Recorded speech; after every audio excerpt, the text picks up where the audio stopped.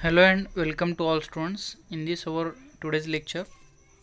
Students, we are in the topic of redox reactions, and in this our topic, in our last lecture we have seen some different concepts which are regarding the oxidant and reductant, as well as we have also solved some numericals to find out the oxidation number of a particular element in a given molecule. So along with that, in our next point we are going to look at some problems which are related to find out the oxidants and reductants among them. So one of the problem which is based on the same concept we have taken here, problem 6.4. Identify whether the following reactions are redox or not. State oxidants and reductants therein. And one of the redox reaction they have given here, and here the same problem which now we are going to solve here. According to the concept of oxidants and reductants, the loss of electrons, that process we are calling it as oxidation, and the gain of electrons which are taking place in such a cases, that process we are calling it as a reduction process. So we will go in detail by one by one point here. Write the oxidation number of all the atoms of reactants and products by doing required calculations.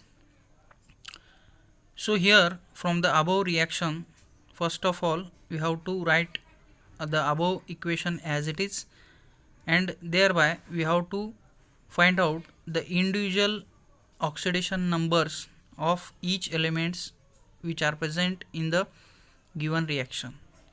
So according to that, what we did, we have finded the oxidation number of each elements from the given molecules. So first of all H3SO3, for that we have finded their corresponding oxidation states. For hydrogen it will be +1, and for arsenic +3, and for oxygen 3 multiplied by -2. As the 3 coefficient is present, so that 3 we are going to apply for each terms which are present in it. So we have multiplied it with 3 for each term. And in the next molecule, that is BrO3, we did the same thing. The oxidation number of Br we have finded, it will be now +5. According to the knowing the oxidation number of oxygen -2, we have finded the oxidation number of bromine. For detail, we have already explained in our previous lecture. You just go on finding the previous lecture, you will find out how to calculate the oxidation number of the elements from the given molecules.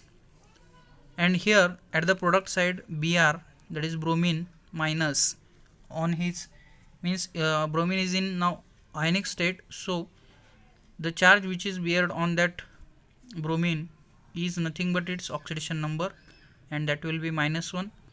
And the same thing also we did here to find out the oxidation number of each elements from H3SO4. Now individual oxidation number of each elements we have finded in this equation, and in our next step we are going to identify the species that undergoes the change in oxidation numbers. So which are the species in which loss of electrons are takes place and gain of electrons are takes place. So we have observed the oxidation numbers of here the arsenic. Here the oxidation number of arsenic at the reactant side, you just go on looking, you will find at the reactant side it has the oxidation number +3, and at the product side we have got the oxidation number +5. Means actually loss of electrons are now going to take place by 2 electrons. So we have shown with the help of arrows here, when arsenic is converting from +3 oxidation state to +5 means loss of 2 electrons are going to be takes place. And at the same time, if you look at our previous equation again, the change in oxidation number of bromine has oxidation number +5 at the reactant side, and when it goes to the means, if we observe the oxidation number of bromine at the product side, it has -1, means actually gain of 6 electrons are now going to be takes place, because by gaining 6 electron, bromine can bear now -1 oxidation state from +5. So this is the change which is takes place in the above equation, and that also we have represented it with arrow, that is bromine, it converts from +5 to -1, means we can say gain of 6 electrons are takes place. Now students, we will conclude that the oxidation number of arsenic increases from +3 to +5, and that of bromine decreases from +5 to -1. Because oxidation number of one species increases and that of other decreases, the reaction is therefore redox reaction.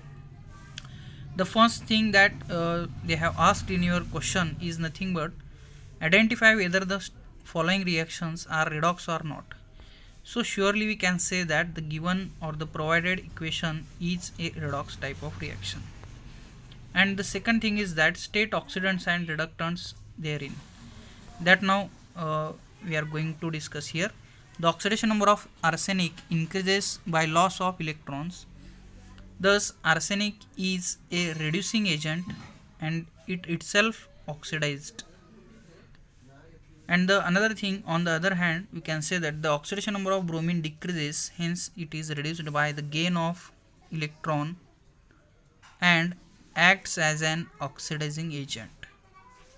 So student, from this paragraph we can conclude that arsenic has lost 2 electrons and it converts it into the corresponding arsenic plus from +3 to +5 with the loss of 2 electrons.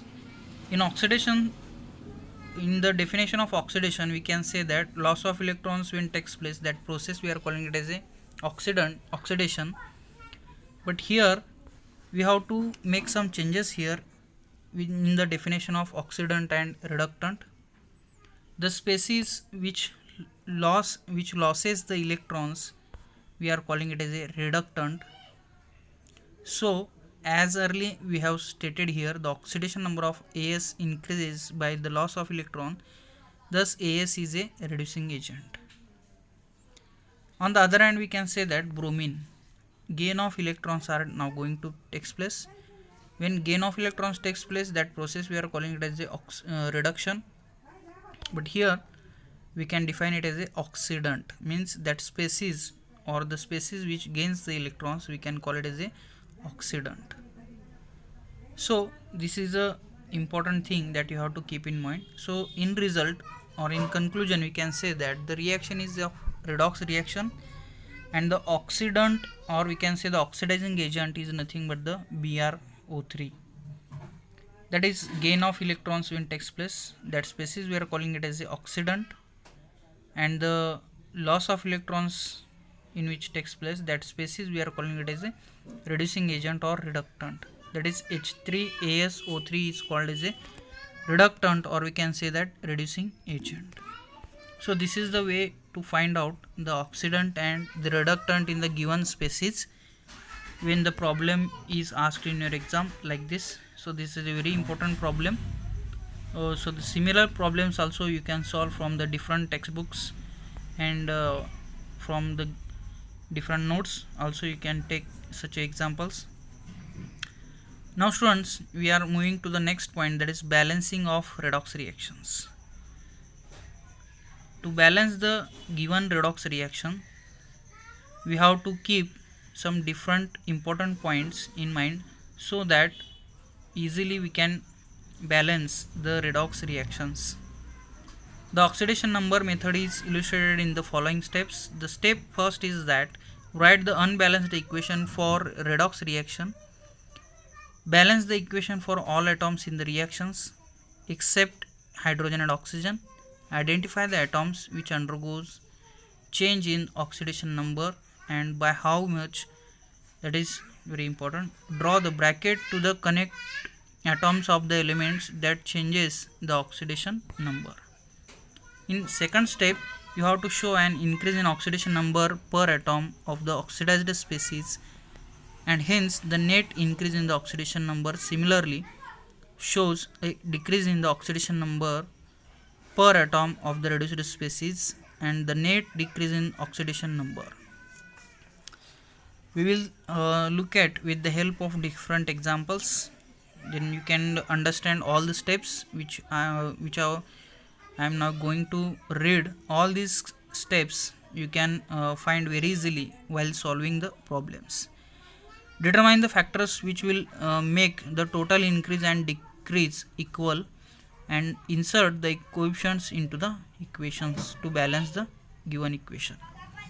And in third step, balance oxygen atoms by adding H2O to the side containing less oxygen atoms.